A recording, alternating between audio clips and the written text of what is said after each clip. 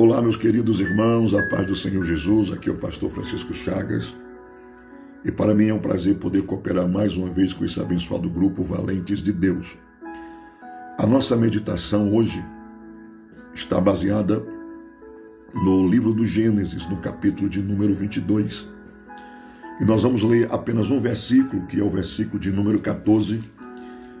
E eu leio na versão NVI, que diz assim: E Abraão deu àquele lugar o nome de O Senhor Proverá. Por isso até hoje se diz: no monte do Senhor se proverá. Louvado seja o nome do Senhor. Queridos, nós temos aqui uma história dramática e ao mesmo tempo gloriosa. Essa história é dramática quando mostra Deus pedindo, ou melhor, ordenando a Abraão que sacrificasse o seu filho, o único filho. Filho que, diga-se de passagem, já era esperado há 25 anos. Abraão esperou por esse filho por 25 anos. E agora Deus vem e pede que ele lhe sacrifique este filho. Mas é também uma história gloriosa, quando mostra o comportamento e a postura que Abraão adota, assume diante de uma ordem como essa, diante de um pedido como esse. Abraão, em momento nenhum, vai demonstrar relutância. Em momento nenhum, Abraão vai demonstrar resistência a essa ordem de Deus. E quando a gente observa esse comportamento de Abraão, essa postura de Abraão, o que nós podemos aprender com isso também é que com essa atitude, Abraão vai demonstrar uma fé verdadeira, uma fé genuína, que é demonstrada por essa obediência ao atender essa ordem de Deus. E o que eu gostaria de tratar com vocês nesta manhã, neste dia, antes de compreender o versículo 14, é sobre algumas lições que nós aprendemos com a fé de Abraão. O que eu aprendo aqui é que a fé de Abraão é uma fé genuína. E nós vamos verificar alguns detalhes sobre esta fé. Em primeiro lugar, meus queridos irmãos, o que deve chamar a nossa atenção é que a fé verdadeira, a fé genuína, está sempre pronta para atender o chamado de Deus. Esta é a primeira característica de uma fé genuína. Ela está sempre pronta para atender ao chamado de Deus. A Bíblia vai me contar que Abraão, quando ele escuta a voz de Deus, ele logo responde: eis-me aqui. O que evidentemente denota e demonstra uma disposição para atender o chamado de Deus. É interessante a gente lembrar que desde o momento em que Abraão surgiu no cenário bíblico, na história bíblica, ele já demonstrava essa disposição de atender o chamado de Deus. Se você ler o livro do Gênesis, do capítulo 1 ao capítulo de número 11, você não vai encontrar nenhuma menção a respeito da existência do nome de Abraão. Mas quando chega no capítulo 12, Abraão aparece, digamos assim, de forma repentina nesse cenário, na história bíblica. E é interessante relembrar que quando Abraão aparece na história, ele já aparece sendo chamado e desafiado por Deus. No caso do capítulo 12 de Gênesis, Deus chama Abraão e ele responde: eis-me aqui. E Deus em seguida ordena: sai da tua terra, sai da tua parentela e vai para um lugar que eu te mostrarei. Olha só que coisa interessante. Abraão poderia ter pelo menos perguntado: quem é que fala comigo? Abraão poderia ter perguntado quem era aquele ser invisível que ordenava que ele saísse da sua terra, que ordenava que ele fosse para um lugar que nem ele mesmo sabia, pois o que Deus havia dito é: vai para uma terra que eu te mostrarei. E o que deve chamar a nossa atenção é exatamente isso: a disposição de Abraão em atender o chamado e a ordem de Deus. Porque quem crê de fato em Deus, quem crê de fato no Senhor, não fica tentando entender as ordens, as orientações, quem de fato acredita em Deus, simplesmente abraça o que Deus fala, o que Deus manda, o que Deus ordena. Eu sei que é do ser humano. Essa mania de querer entender tudo, essa mania de querer compreender tudo, é do ser humano. Mas quando temos uma fé genuína, quando temos uma fé verdadeira, nós simplesmente falamos ou fazemos como Abraão fez. Ele escuta a voz e ele responde: eis-me aqui. E imediatamente ele atende a ordem de Deus, saindo da sua terra, do meio da sua parentela, e indo para um lugar que Deus ainda iria lhe mostrar. Mas em segundo lugar, o que é que me faz crer que a fé de Abraão era genuína? É que além de atender a ordem de Deus, Abraão demonstra crer no caráter de Deus. Eu acho isso aqui simplesmente lindo. A fé genuína, ela acredita no caráter de Deus. Ela confia no caráter de Deus.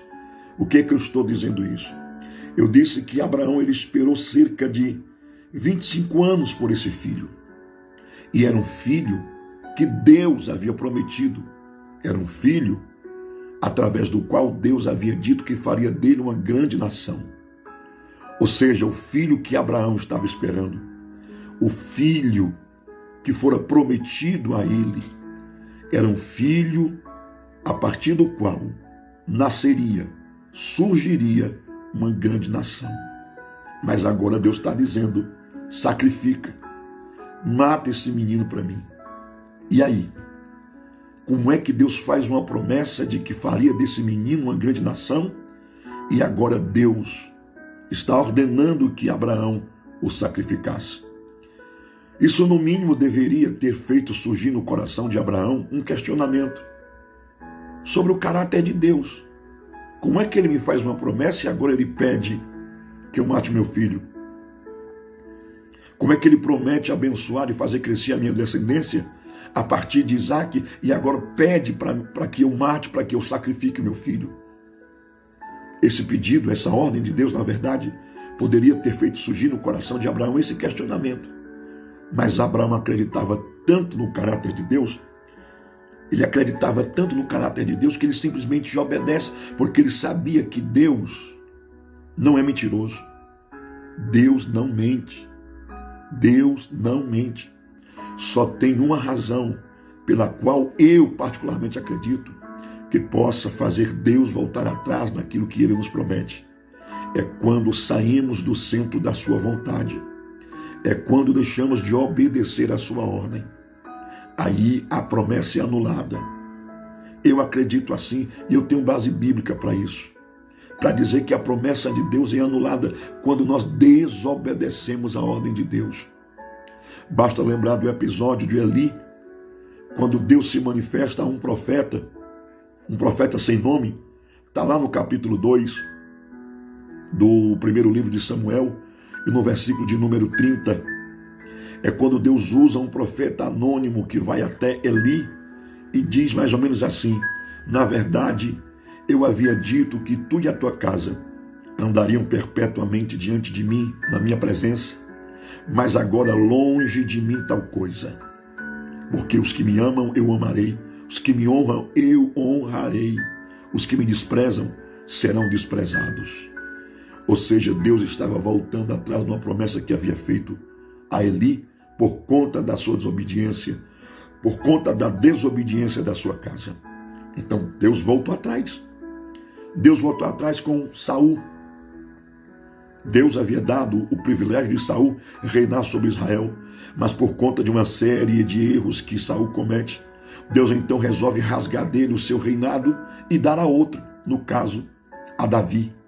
Deus voltou atrás. Só tem uma razão, repito, pela qual pode fazer Deus voltar atrás do cumprimento de uma promessa. É quando nós o desobedecemos. E, portanto, eu acredito que enquanto nós estivermos no centro da vontade dele, aconteça o que acontecer, a promessa se cumpre. A promessa se cumpre.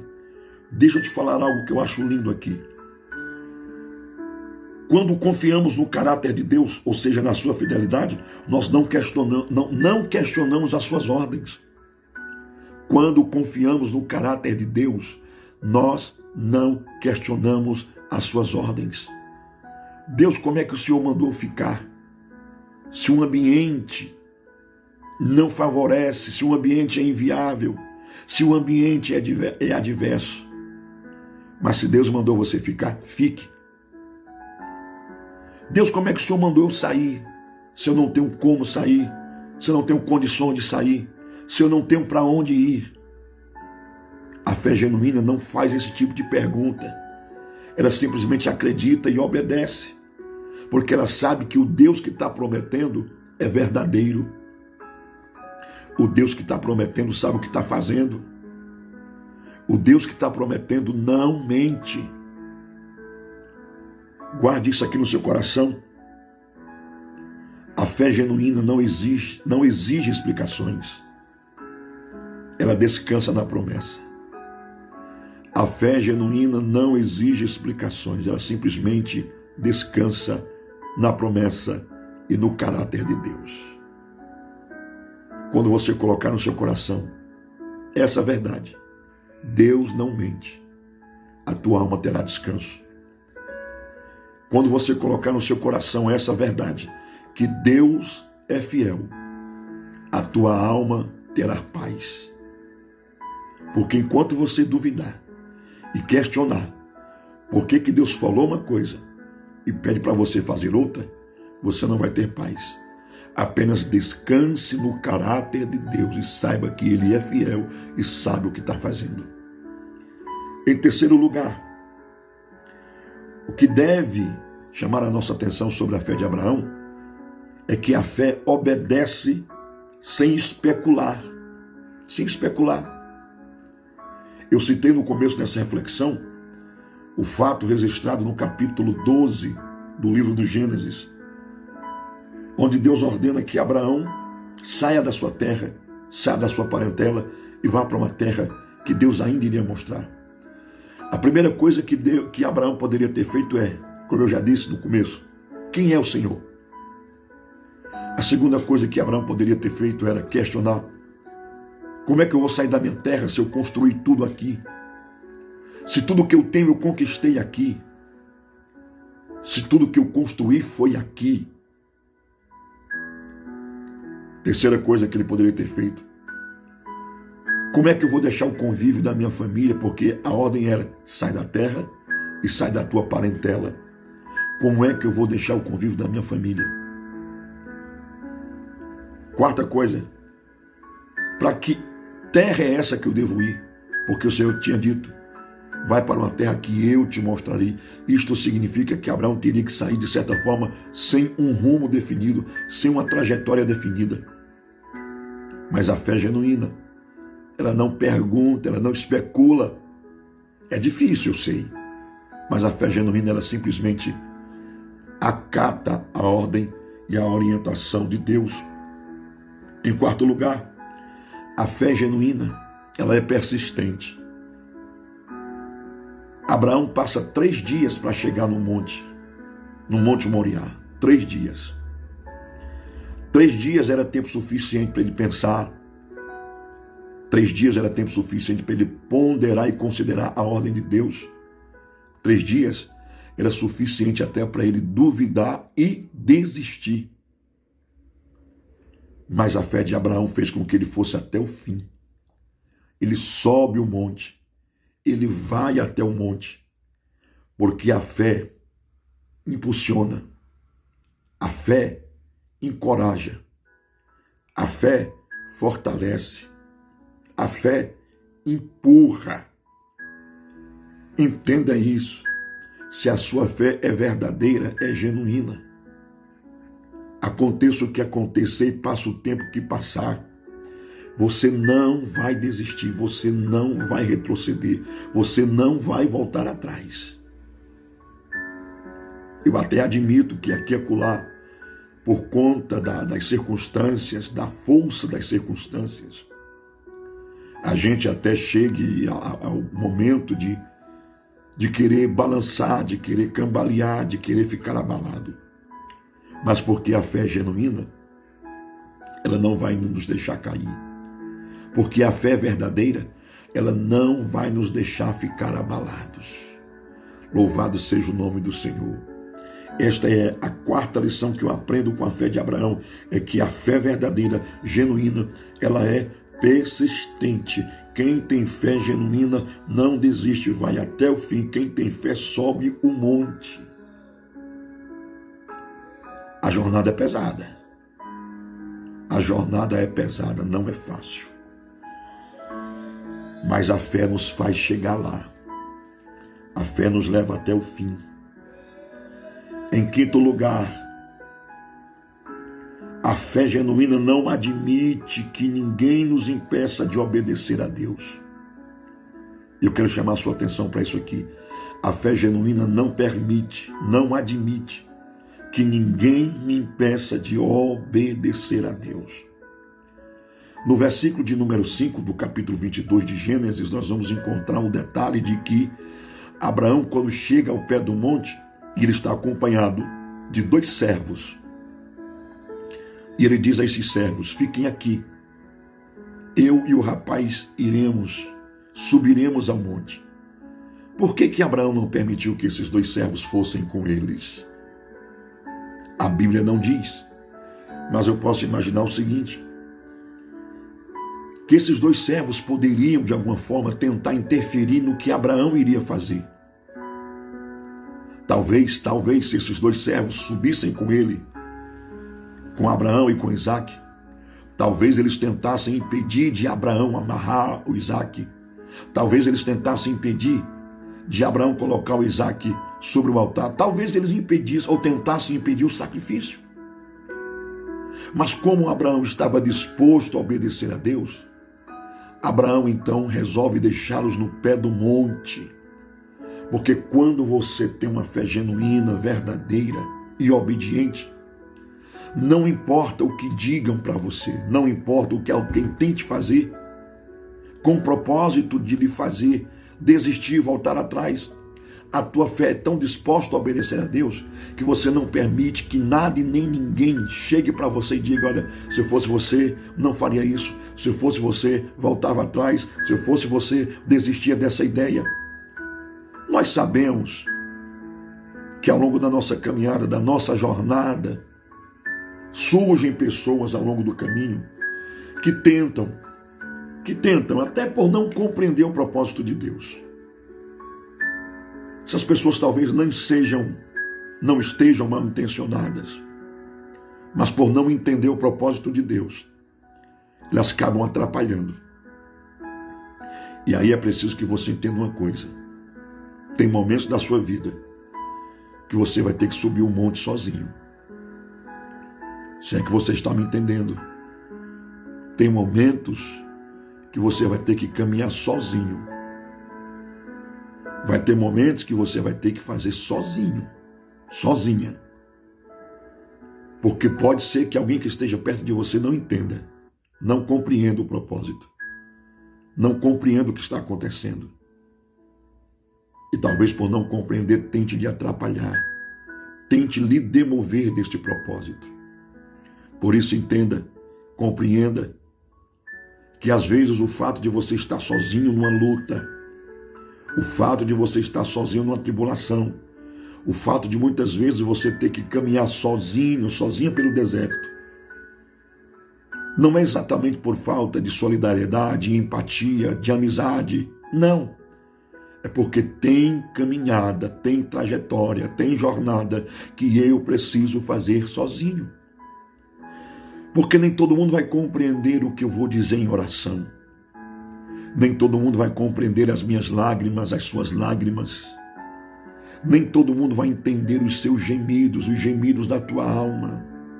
Nem todo mundo vai compreender o porquê que você se aquebranta, porquê que você se rende, que você se entrega. Nem todo mundo vai entender isso. Então é preciso deixar os servos no pé do monte e subir sozinho para encontrar com Deus. É preciso deixar alguém do lado de fora do quarto enquanto você entra e fecha a porta para estar a sós com Deus. A fé genuína é essa. Ela não aceita que ninguém lhe impeça de obedecer a Deus. Em sexto lugar, a fé genuína transforma a dor em adoração. A fé genuína transforma a dor em adoração. Ainda há um detalhe no versículo 5 do capítulo 22 de Gênesis que deve chamar a nossa atenção. É que Abraão diz a esses dois servos no pé do monte: vocês fiquem aqui, porque eu e o rapaz iremos, e depois de ter adorado, nós voltaremos. Glória a Deus. Louvado seja o nome do Senhor. Tem duas coisas aqui que me chamam a atenção. Primeiro é que, apesar da ordem de Deus, de que Abraão sacrificasse o seu filho, e apesar de Abraão estar disposto a obedecer, o que eu percebo é que no fundo do coração de Abraão e da sua alma, havia uma certeza de que aquela situação seria revertida. Por isso ele diz: nós iremos e voltaremos. Ele poderia ter dito: nós iremos e depois eu volto. Mas ele diz: iremos e voltaremos. Mas a segunda coisa que deve chamar a nossa atenção é quando ele diz: depois de haver adorado, nós voltaremos. Queridos, apesar da dor que sentia de ter de abrir mão do seu filho, porque Abraão, ele iria abrir mão do seu filho. E apesar dessa dor, porque eu tenho certeza que apesar da fé, apesar da obediência, apesar da disposição dele em obedecer a Deus, ele estava sentindo no coração, com certeza, a dor de ter que levar aquele filho por quem ele tanto esperou para o monte para ser sacrificado. Embora eu tenha dito ainda há pouco que no fundo ele tinha certeza de que aquela situação seria revertida, no entanto, até que ela fosse revertida, com certeza havia no coração dele uma apreensão, talvez uma certa angústia, uma certa dor de ter que sacrificar o próprio filho. Mas sabe o que é que me espanta na fé de Abraão? É que ele consegue transformar aquele momento num momento de adoração. Num momento de adoração. A fé genuína compreende que as lutas que enfrentamos têm um propósito de glorificar a Deus. Eu vou repetir isso aqui. A fé genuína me ensina e me faz compreender que as lutas que eu enfrento têm o propósito de glorificar a Deus. De glorificar a Deus. Entenda que o que você está passando não é para a tua morte. Não é para a tua destruição. O que você está passando é para que o nome do Senhor seja glorificado na tua vida. Você não tem noção do que Deus vai fazer através dessa luta, por meio dessa luta. Você nem percebe, mas tem gente admirada, tem gente perplexa porque achavam que você iria perecer, estavam achando que você ia morrer nessa. E por que eles estão admirados e admiradas? Porque eles estão vendo que você está de pé, que você continua vivo, que você continua viva. Louvado seja o nome do Senhor. Eles estão admirados porque eles estão percebendo a força que há em você, a fé que você tem. Eles estão admirados porque eles estão vendo o quanto você é resiliente, resistente, perseverante. E tem mais, eles estão admirados porque eles estão vendo que apesar de tudo, da dor, do sofrimento que você está enfrentando, você tem conseguido adorar a Deus, você tem conseguido glorificar a Deus. Louvado seja o nome do Senhor. Isso tem chamado a atenção deles. Eles estão espantados com a tua força e com a tua fé. Na verdade, eles não compreendem que essa força que você demonstra, na verdade, é resultado da fé que você possui. Porque a fé que você possui ela está te fazendo compreender que esse momento de luta, de dor, de aflição, também é um momento de adoração. Em sétimo lugar, Abraão, ele acredita na providência divina. É assim que a fé se manifesta. Ela acredita na providência divina. Olha que coisa tremenda, meus irmãos. Eu vejo aqui Abraão dizendo o seguinte para o seu filho, porque Isaac, ele percebe que tinha lenha, que a faca, o cutelo estava na mão de Abraão, que tinha fogo, mas ele estava sentindo falta do holocausto. Ele estava sentindo falta do cordeiro. Aí ele pergunta: meu pai, eu estou vendo que nós trouxemos a lenha, o fogo, a faca, mas cadê o cordeiro? Cadê o animal para o sacrifício? E a resposta clássica de Abraão é tremenda: meu filho, Deus vai providenciar o cordeiro. Eles estavam em cima do monte, onde eles iriam encontrar um cordeiro, um animal, onde eles iriam encontrar um substituto para Isaac. Mas a fé genuína acredita sempre que Deus chega na hora exata, que Deus chega no momento exato. A fé genuína sempre acredita que Deus chegará com a provisão no momento certo. No momento certo. Abraão não tinha dúvida de que Deus não falharia e nem o deixaria só. Deus sempre provê o que nós precisamos no dia, na hora e no momento certo. Deus sempre provê o que nós precisamos no dia, na hora e no momento certo. E eu quero me encaminhar para o final dessa reflexão,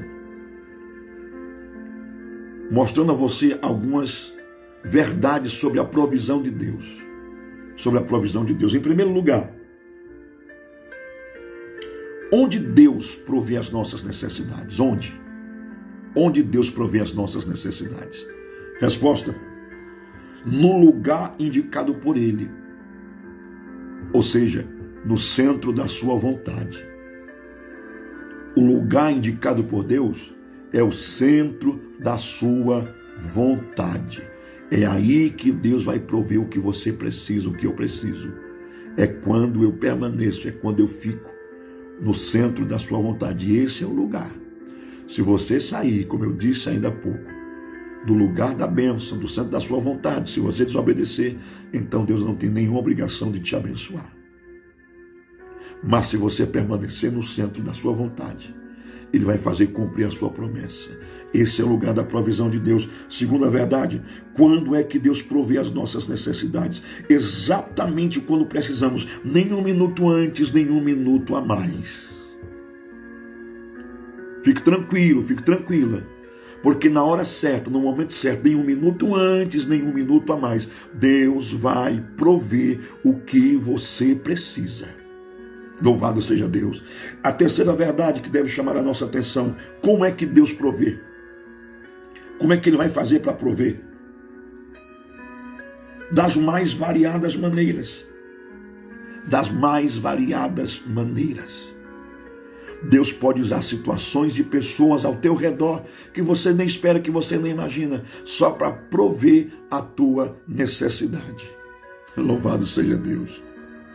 Eu estou me lembrando aqui agora, meus irmãos, de uma história até, de certa forma, engraçada. Esse irmão já partiu para a glória, já morreu com o Senhor, já partiu para o Senhor. Ele era cantor, ele estava na igreja, eu estava nesse dia, e eu ouvi esse testemunho. Ele estava passando uma prova muito grande, uma prova de pão, estava faltando comida em casa. E ele contou que nesse dia, o filho dele pediu carne para comer. E ele disse: meu filho, vamos orar porque Deus vai mandar. Deus vai mandar a carne para nós. Mas ele não tinha dinheiro e não tinha para quem pedir essa carne. E ele disse que quando terminou de orar, você acredite se você quiser, fica à vontade. Quando ele terminou de orar, um gato subiu no muro do seu quintal, trazendo na boca um enorme pedaço de carne, pulou dentro do quintal dele e ele simplesmente pegou essa carne, lavou, cozinhou e comeu. A história pode parecer engraçada, mas eu não duvido de que Deus seja capaz de fazer qualquer coisa para prover as nossas necessidades. Não importa de quem Ele usa, não importa o que Ele usa e não importa como Ele usa, mas Ele vai usar só para prover a tua necessidade. Em quarto lugar, a quem Deus concede a sua provisão? A quem Deus concede a sua provisão? Aqueles que confiam e lhe obedecem. São estes o alvo da provisão de Deus. Aqueles que confiam nele e aqueles que lhe obedecem. Estes são alvos da provisão de Deus. E em último lugar, por que Deus supre a nossa necessidade?